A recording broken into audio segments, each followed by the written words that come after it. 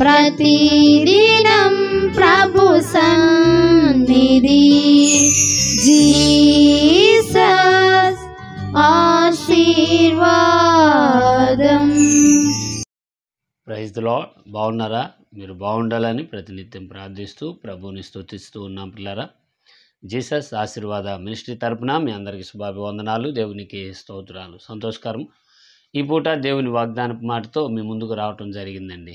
ఏమిటి దినం దేవుని వాగ్దానపు మాట? దేవుని పరిశుద్ధ గ్రంథం మనం చూస్తే పిల్లరా చూడండి, అపోస్తుల కార్యము 8వ అధ్యాయము 1వ వాక్యం చదువుతున్నాను. అక్కడ ఇలా రాయబడింది పిల్లరా. ఆ కాలమందు యెరూషలేములోని సంగమునకు గొప్ప హింస కలిగినందున అపోస్తులుడు తప్ప అందరూ యోదాయ సమరయ దేశములంతటా చెదిరిపోయిరి అన్నమాట రాయబడింది. మీరు గమనించండి, సంగమునకు గొప్ప హింస కలిగిందట యెరూషలేములో. అపోస్తులుడు తప్ప, చూడండి ఎంత పక్కగా రాయబడింది ఆ మాట. గొప్ప హింస కలిగిన ఆ కాలమందు యెరూషలేములోని సంగమునకు గొప్ప హింస కలిగినందున అపోస్తులుడు తప్ప అందరూ యోదాయ సమరయ దేశముల యందు చెదిరిపోయిరి అన్న మాట కనబడుతుంది. పిల్లరా, మన నిదానించి మాట వింటున్నప్పుడు సంఘంగా అనగా కుటుంబం అనుకోండి. సంఘం అంటే కుటుంబం అనుకోండి. సంఘం వేరు కుటుంబం వేరు కదా సార్ అంటే బహుశా ఉండొచ్చు, కానీ ఎక్కువ శాతం కుటుంబాన్ని సంఘానికి, సంఘం కుటుంబంగా అనుకోవటం అనేది సంప్రదాయం, లేదంటే దేవుని చిత్త ప్రకారం చేయటం అని అనొచ్చు. ఎందుకంటే భక్తుడు ఇలా అంటాడు, నేను నా ఇంటి వారు యెహోవాను సేవించుదాము అని రాయబడి ఉంటుంది. అంటే దేవుని సేవించేవారు కుటుంబము, సంఘము అని పిలువబడతారు. అయితే సంఘముగా ఉన్న వారికి హింస కలుగుతుంది, లేదంటే శ్రమలు వస్తాయి, ఇబ్బందులు వస్తాయి, ఇక్కట్లు వస్తాయి, ఎన్నో అవరోధాలు వస్తాయి అన్న విషయాన్ని ప్రస్తాపిస్తున్నాడు ఇక్కడ భక్తుడు. అయితే ఇవన్నీ ఎవరికి వస్తాయ్యా అంటే ఇక్కడ చూస్తే అందరికీ వస్తాయి, కానీ భరాయించలేని వారందరట చెదిరిపోతారంట. పిల్లరా, కుటుంబంలో శ్రమలు, కన్నీళ్లు, ఇరుకు, ఇబ్బందులు కలగటం సర్వసాధారణం, కానీ వాటినన్నిటినీ ధైర్యముగా ఎదుర్కొని, వాటిని ఛేదించి, వాటిని దాటి దేవుని స్తుతించి ముందుకు అడిగేసిన వ్యక్తి, కష్టాన్ని జయించి కష్టపడి సంపాదించబడిన వ్యక్తి సంపద సంపాదించుకుంటాడు. శ్రమలను జయించి దేవుని ఆరాధించిన వ్యక్తి దేవుని ద్వారా వచ్చే దీవెనను పొందుకుంటాడు. హల్లెలూయా.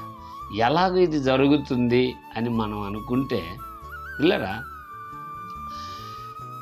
ఈ కుటుంబం అనబడిన సంఘానికైతేనే, కుటుంబానికైతేనే ఈ హింస కలిగినప్పుడట కరెక్ట్గా దేవుని మీద ఆధారపడటం కాస్త తేలికైతే చెదిరిపోయిరు అని రాయబడి ఉంటుంది. పిల్లరా, ఇక్కడ అపోస్తులుడు తప్ప అన్నారు. అపోస్తులుడు అనగా కొత్త జాతి వారు కాదు, కానీ వీళ్ళే ప్రత్యేకమైన వారు కాదు, కానీ ఓ ప్రత్యేకతలోనే ప్రార్థన మీద ఆధారపడువారు అన్న మాటలు మనకు కనబడతాయి. హల్లెలూయా.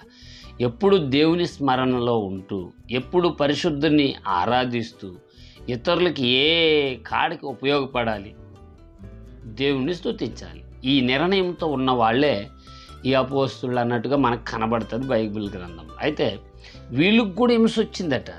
వీళ్ళు చెదిరిపోలేదు కదా, వీళ్ళు ఐక్యంగా, ఏకంగా సమాధానంగా ఉండగలుగుతున్నట్లు మనం చూస్తాం. ఇంతకీ వీళ్ళకి అంత సమాధానం, వీళ్ళకి హింస కలిగి వీళ్ళు కూడా చెదిరిపోవాలి కదా అంటే మీరు గమనించండి, వారిని చెదరు కొట్టక దాచి ఉంచే వ్యక్తి ఒక ఆయన ఉన్నాడు. ఆయన ప్రభు అయిన యేసుక్రీస్తు వారు. హల్లెలూయా. మరి నీ కుటుంబంలో హింస పుట్టి చెదిరిపోయే పరిస్థితులు ఉన్నాయా? లేదా కరువు, ఇరుకు, ఇబ్బందుల వల్ల చెదిరిపోయే అవకాశం ఉన్నాయా? ఆస్తుల తగాదాల కాడ చెదిరిపోయే అవకాశాలు ఉన్నాయా? లేదు లేదు లేదు. సాతాను అనే బలహీనతకు అవకాశం ఇక ప్రార్థన ద్వారా మీరు నిలకడగా నిలిచి ఉండు, చెదరగొట్టు ప్రతి బలహీనతను దేవుడు తొలగిస్తాడు. హల్లెలూయా. మరి మాటలు వింటూ దూరాల సమీపాన్న పిల్లరా, చీలిపోవాలి, విడిపోవాలన్న ఆలోచనే పొరపాటు కదా. భోజనం చేసే మన చెయ్యే వేరువేరుగా ఏళ్ళు ఉంటే భోజనం తినలేం. అవి ఐక్యంగా ఉంటేనే నోట్లోకి భోజనం వెళ్తుంది. అలాగే కుటుంబంగా ఎంత ఉంటే అంత ఆశీర్వాదం అని వాక్యం అని చెప్తుంది, బైబిల్ చెప్తుంది. దానిని బట్టి మనం ఐక్యంగా ఉండటం అనేది గొప్ప ఆశీర్వాదకరం. కానీ ఐక్యంగా ఉన్నంత మాత్రం శ్రమ రాదా, ఇబ్బందులు వస్తాయి. ఆనాడు సొదొమ గుమ్మర్లకు వెళ్ళక మునుపు ఏమండి అబ్రాహాంతో ఉన్న లోతుకి కూడా హింసలు బలహీనతలు వచ్చాయి. కానీ వారు చీలిపోయారు. మీరు అనొచ్చు వాళ్ళు చీలిపోయారు సార్ అని.